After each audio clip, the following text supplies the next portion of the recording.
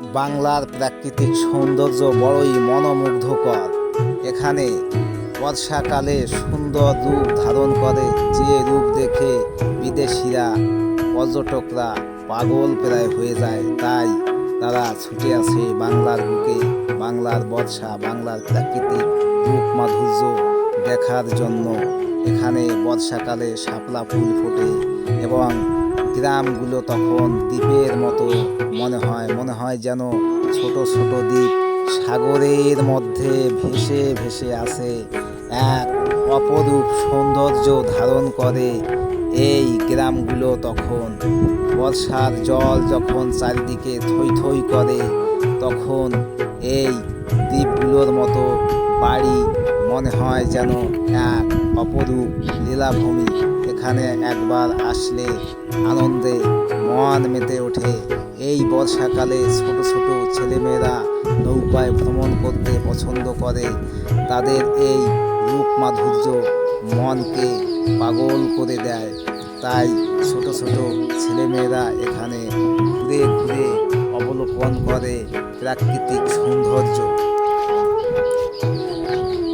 এখানের বর্ষাকালের আকাশগুলো এত সুন্দর রূপ ধারণ করে, তখন দেখে মনে হয় যেন একটা কল্পনার ছবি। এই ছবি দেখে মানুষ, বিশেষ করে বিদেশি পর্যটকরা আকর্ষিত হয়। এত সুন্দর রূপ হয়তো পৃথিবীর আর কোনো দেশে দেখা যায় না, যেটা একমাত্র বাংলাদেশে দেখা যায়। এই রূপ মাধুর্য পাগল প্রায় ছবির মতো। এই ছবিগুলো এত আনন্দদায়ক, যেটা কল্পনারও অতীত।